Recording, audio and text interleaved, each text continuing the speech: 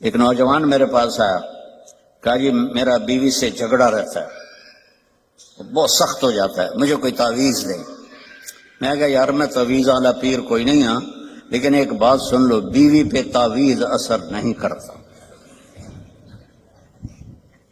جو مرضی تو لکھو۔ اور آپ سے بھی کہتا ہوں، یہ جو بیٹھے ہیں نا عامل، یہاں بھی بہت ہیں، ہاتھ جوڑتا ہوں، یہ سب فراڈی ہیں۔ نہ اپنا وقت ضائع کرو، نہ پیسے ضائع کرو۔ میرے اوپر سایہ ہو گیا ہے، میرے اوپر جن ہو گیا ہوا ہے، میرے اوپر کسی نے جادو کر دیا۔ ہمیں اللہ کے نبی نے کہا ہے کہ آخری دو صورتیں ہر جادو کا توڑ ہیں، قل اعوذ برب الفلق، قل اعوذ برب الناس۔ یہ پڑھو، کوئی جادو نہیں رہے گا۔ جادوگر اتنے بات کہنے پہ ہر ایک تے پھوکے ماری جاندے ہیں، اتنے ہزار دفعہ اے پڑھو، ایک ہانڈی لے آؤ، ہانڈی پھر تھوڑے وال پاواں گے، پھر اے کریں گے، پھر انہوں دم کریں گے، پھر انہوں زمینی دباواں گے۔ اوے الو کے پٹھے ہیں سارے، اور آپ بے وقوف ہو سارے جو ان کے پاس جاتے ہو۔ جس کو رب نے قل اعوذ برب الفلق قل اعوذ برب الناس کی صورت دی ہو، وہ اس کو پڑھے اور آیت الکرسی پڑھے، اس پہ جادو ہو ہی نہیں سکتا۔ اتنے لمبے لمبے وظیفے بتاتے ہیں۔ دیکھو میرے نبی کا وظیفہ سنو۔ ایک شخص آیا، یا رسول اللہ میں چاہتا ہوں میرا رزق بڑھ جائے۔ اب سب چاہتے ہیں، میں بھی چاہتا ہوں کہ رزق حلال اللہ دے، کھلا دے۔ سوشل میڈیا دیکھو، وہ کتنے وظیفے بتا رہے ہیں، اور میں نبی کا وظیفہ بتاتا ہوں، سب کر سکتے ہو۔ آپ نے فرمایا ادم علی الطہارہ یوسع علیک رزق، با وضو رہا کر، تیرا رزق بڑھ جائے گا۔ بتاؤ کوئی زور لگتا ہے؟ میں پچھلے 30 سال سے باوضو رہتا ہوں، جب سے میں نے یہ حدیث پڑھی، سوتا بھی وضو کے ساتھ، اور جب وضو میرا نہ ہو تو مجھے لگتا ہے کوئی چیز میرے اندر سے نکل گئی ہے، خالی خالی پن محسوس ہوتا ہے۔ وضو والے سے شیطان ڈرتا ہے۔ ایک دفعہ شیطان ہمارے نبی کے پاس آیا، آپ نے فرمایا یار یہ تو بتا تیرے دشمن کتنے ہیں؟ کہنے لگا جی 15 ہیں 15۔ تو آپ نے فرمایا کون کون؟ کا پہلا نمبر تھا تو ہی ہے، پہلے دشمن تو میرے آپ ہیں۔ پھر اس نے کہا وہ مومن اور مومنہ جو باوضو رہتے ہیں وہ میرے بڑے دشمن ہیں، ان سے مجھے بڑا ڈر لگتا ہے۔ وضو کر کے سو، موت آئی شہید مرو گے۔ وضو کر کے سو، وہ ایک فرشتہ ساری رات آپ کے لیے تسبیح پڑھتا رہے گا۔ وضو کی عادت ڈالو، شیطان آپ سے ڈرے گا۔ کتنا آسان وظیفہ میرے نبی نے بتایا۔ تو آپ نے گھروں کی زندگی سمجھائی، تو میں نے اس سے کہا بیویوں پہ تعویذ اثر نہیں کرتے۔ انہوں نے کہا پھر کیا کروں؟ میں کہا جب بھی کھانے پر بیٹھو 2-3 لقمے کھلا دیا کرو اپنے ہاتھ سے۔ کہا اس سے کیا ہوگا؟ میں کہا تو دیکھ لیں کیا ہوگا۔ تو کچھ دنوں کے بعد اس کا فون آیا حال چال پوچھنے۔ میں نے کہا وہ میری بات پہ عمل کیا تھا؟ کہنے لگا نہیں۔ میں نے کہا کیوں؟ کہنے لگا شرم آتی۔ میں کہا الو دے پٹھے، کمزور نہ لڑ دیں تو شرم نہیں آتی؟ اللہ نے عورت کو کمزور پیدا کیا ہے۔ ایک شخص آیا حضرت عمر سے ملنے، تو لے کر آیا بیوی کی شکایت سے، وہ مجھ سے بہت لڑتی ہے۔ آگے دیکھا تو ادھر بھی بیگم نے چڑھائی کی ہوئی تھی، عمر جیسی شخصیت، وہ چھوٹے چھوٹے گھر، آواز باہر جا رہی۔ وہ تھوڑی دیر سنتا رہا، کہنے لگا تھے تو میرے کو بھی چوکھا کام میں۔ وہ پیچھے مڑنے لگا، حضرت عمر کی نظر پڑ گئی۔ وہ بھائی خیریت کیسے آئے تھے؟ کہا جی جس کام واسطے آیا سی اتنے بھی ڈھیر سارا ہو رہا ہے، میں تانوں کی دساں۔ یعنی کیا ہے؟ کہا میری بیوی میں اس سے بہت لڑتی ہے۔ تو میں نے دیکھا آپ تو امیر المومنین، اتنی ہیبت تھی، نائی ان کی داڑھی کا خط بنا رہا تھا، ان کو چھینک آئی حضرت عمر کو، تو نائی کا پیشاب نکل گیا روب سے۔ تو وہ کہنے لگے آپ تو اتنے روب والے آدمی ہیں، وہ بیوی آپ کو کیا سنا رہی تھی؟ کہ دیکھو میرے پیارے، اس نے میرے بچوں کو پیٹ میں پالا، 9 مہینے اس کی تکلیف اٹھائی، اور ایک نہیں جتنے بچے پیدا ہوئے، یہ تکلیف جو عورت پہ گزرتی ہے وہ ہم تو نہیں جان سکتے۔ پھر اس نے ان کو دودھ پلایا، پھر وہ میرے کپڑے دھوتی ہے، پھر وہ میرے لیے کھانا بناتی ہے، پھر وہ میرے گھر کو صاف ستھرا رکھتی ہے، تو اگر تھوڑا بہت وہ بول پڑے تو یہ تو بہت چھوٹی چیز ہے جو اس کا میرے اوپر احسان ہے. میں نے کہا جا، کھانے کا وقت تھا دوپہر کا، اس کو لقمہ کھلا پھر مجھے بتا. تھوڑی دیر کے بعد اس کا فون آیا، کہا مولانا صاحب وہ تو عجب ہی ہو گیا. میں نے کہا کیا ہوا؟ کہا میں نے اس کے منہ میں لقمہ ڈالا تو اس کا منہ ایسے کھلا رہے گا اور کہنے لگی کس نے پٹی پڑھائی ہے تمہیں؟ تو خود تو نہیں کر سکتا. کہنے لگا مجھے مولوی طارق جمیل نے یہ پٹی پڑھائی. تو اس نے ایسے جھولی اٹھائی اور انہوں نے کہا اللہ مولوی طارق جمیل کو اور اس کے بچوں کو زندگی دے جس نے تمہیں انسان بنا دیا. اچھا، ہمارے راجپوتوں کی ایک شاخ ہے رنگڑ، یہ بہت ہی کڑوے ہوتے ہیں. جیسے کریلا نہیں کڑوا ہوتا، ایسے وہ بائی نیچر کڑوے ہوتے ہیں. تو ایک ہمارے دو جماعت میں میرے ساتھ وقت لگاتے رہے مسلسل. اچھا، میں یہ گھر کی زندگی بتاتا ہوں، عام طور پر علماء نہیں بتاتے، صرف عبادت پہ اٹک جاتے ہیں. تو میں نے ایک دن ان کو فون کیا، آگے ان کی بیگم نے اٹھایا. کون بول رہا ہے؟ رنگڑی میں. میں نے کہا طارق جمیل بول رہا ہوں. اچھا. میں نے کہا صدیق بھائی کدھر ہیں؟ باہر گیا ہے. میں نے کہا بتا دینا اس کو میں نے فون کیا تھا. کچھ عرصے بعد اس کا فون آ گیا صدیق بھائی کا، اور ہنستا جا رہا. میں نے کہا کیا ہوا بھائی صدیق؟ کب میں گھر آیا تو میری بیگم نے کہا کہ وہ تھارے مولوی کا فون آیا تھا. میں نے کہا کون سا؟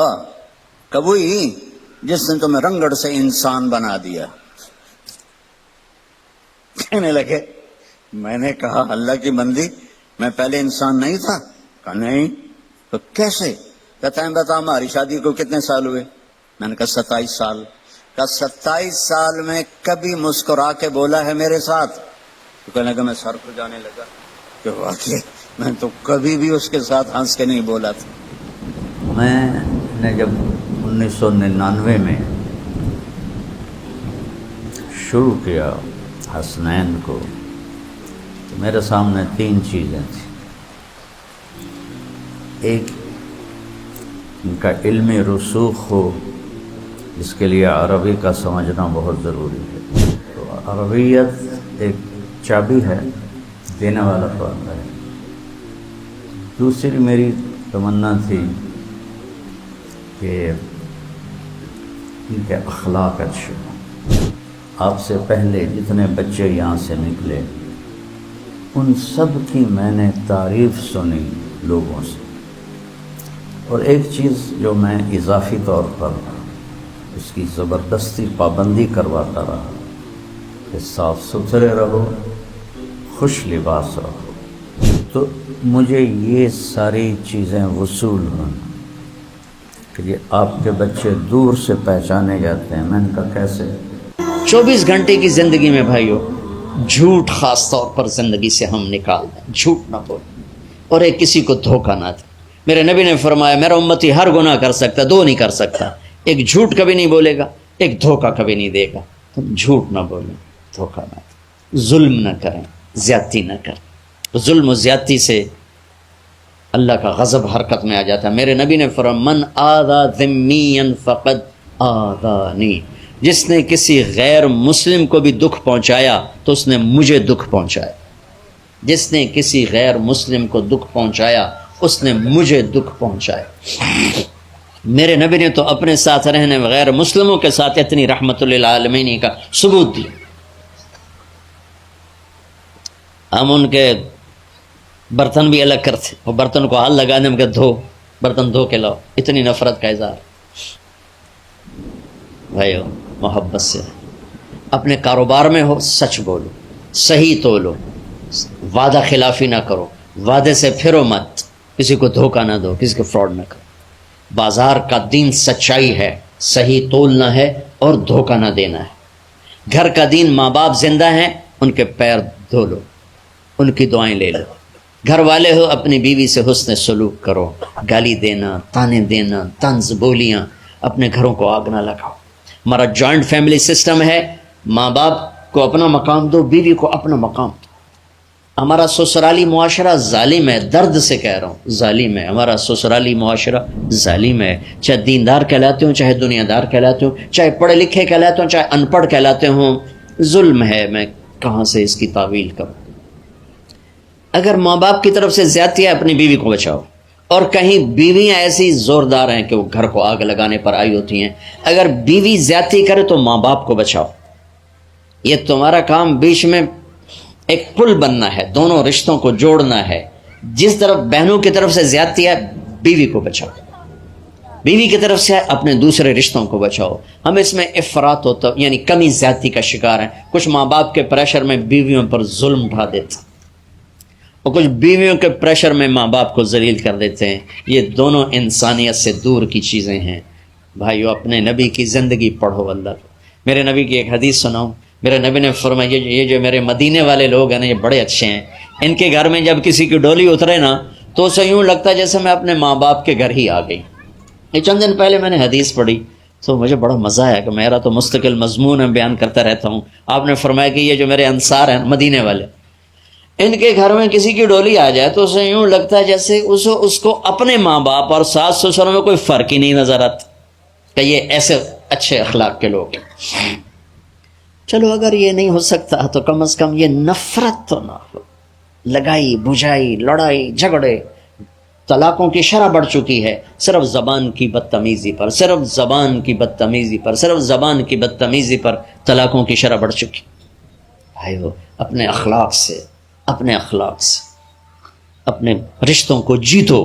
ماں باپ کا دل جیتنا ہے، بہن بھائیوں کا دل جیتنا ہے، اپنی بیوی کا دل جیتنا ہے اچھے اخلاق کے ساتھ۔ بیوی کے ذمہ خاوند کا دل جیتے اچھے اخلاق کے ساتھ، ساس سسر کا دل جیتے اچھے اخلاق کے ساتھ، اپنے بہن بھائیوں کا دل جیتے اچھے اخلاق کے ساتھ۔ میرے رب کی قسم، تم چپ رہنا سیکھ لو، عزت تمہارے قدموں میں آ کے گرے گی۔ جواب نہ دو، چپ ہو جاؤ، اللہ عزت تمہارے قدموں پہ لا کے کھڑا کر، تمہارے قدموں میں آ کے اللہ عزت کو گرائے گا۔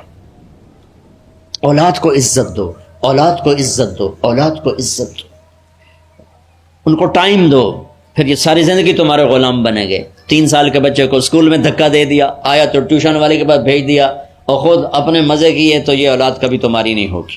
انہیں ٹائم دو، اور اولاد کی خواہشات کا خیال کرو۔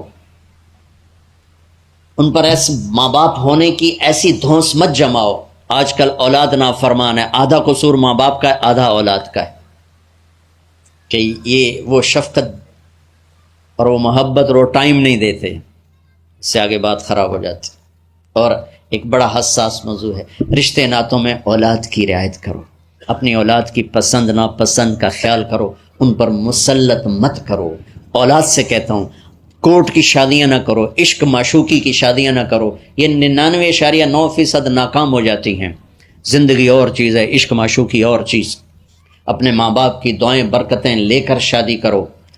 لیکن ماں باپ سے کہتا ہوں، اگر کہیں بچی کہہ دے میں نے نہیں کرنی یہاں، تو اللہ کے واسطے اس کی رعایت کرو، اس کو گائے بھینس نہ بناؤ کہ جس قلے نال مرضی جا کے بن چھڈو۔ انسان ہے، جانور نہیں ہے، انسان ہے۔ زندگی جس نے گزارنی اس کی رعایت کرو، اس کی رعایت کرو۔ اولاد سے کہتا ہوں، ایسے لو میرج اور گرل فرینڈ بوائے فرینڈ ہمارا کلچر نہیں ہے، یہ ہلاکت اور تباہی کا راستہ۔ میں قربان جاؤں، میرے نبی کی صاحبزادی جنت کی عورتوں کی سردار کا رشتہ آسمان پہ طے ہو چکا ہے کہ علی کے ساتھ کیا جائے گا۔ خبر آ چکی، جبریل آ چکے ہیں کہ یا رسول اللہ فاطمہ علی کے لیے ہے، اور حضرت علی رشتے کا پیغام لے کر آئے ہیں، اور آپ فرما رہے ہیں انشاءاللہ۔ ہاں نہیں کی، کہا انشاءاللہ۔ ہاں تو ہو چکی ہے، انشاءاللہ۔ ہاں کیوں نہیں کی؟ ہاں ہو چکی۔ آپ کو سبق سکھانے کے، ہمیں شریعت سکھانے کی۔ گھر تشریف لے گئے، فاطمہ بیٹی علی کا رشتہ آیا ہے، ہاں کر دو۔ اللہ اکبر۔ جب جبریل آ کے بتا چکے ہیں کہ یہ رشتہ ہو چکا ہے آسمانوں پر، اللہ نے کہہ دیا ہے کہ فاطمہ علی کا کے ہاتھ میں دی جائے گی، پھر یہ کیوں پوچھ رہے ہیں بیٹی علی کا رشتہ آیا ہے، ہاں کر دوں؟ ہمیں سکھانے کی کہ کتنی بچیاں سسک کے زندگی گزار دیتی ہیں، ماں پیو زبردستی کر دیتے، کتنے بچے سسک کے زندگی گزار دیتے ہیں کہ ماں باپ زبردستی کر دیتے۔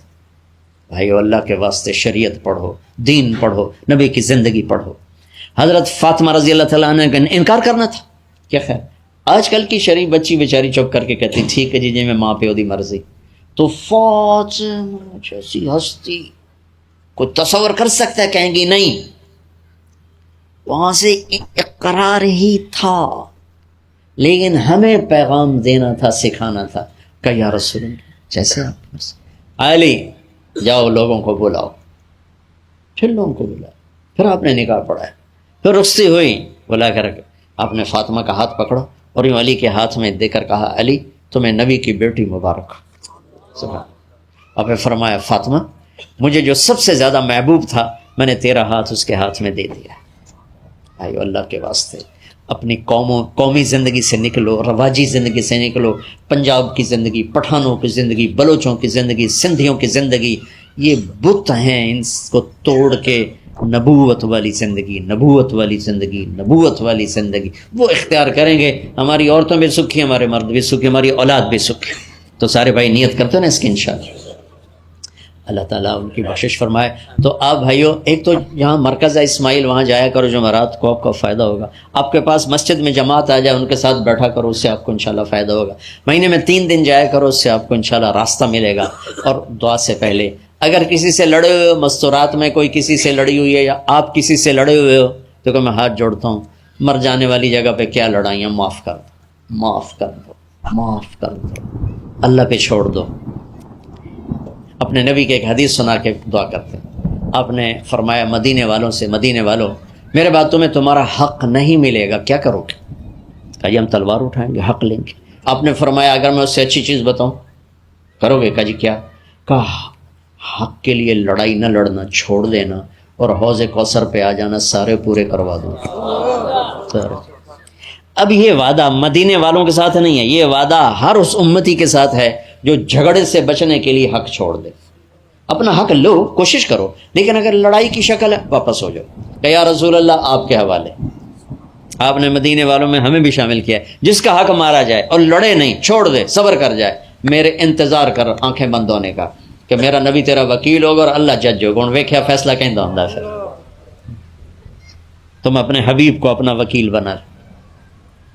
اب معاف کر دو، عورتیں بھی معاف کر دیں، آپ بھی معاف کر دیں، گلے لگو، امت بنو، محبت سے رہو. کیا 4 دن کی زندگی میں نفرتوں کی آگ بھڑکانا، محبت کے پھول بکھیر کے چلے جاؤ. کیا ظلمتیں پھیلانا، اپنے حصے کی شمع جلا کے چلے جاؤ.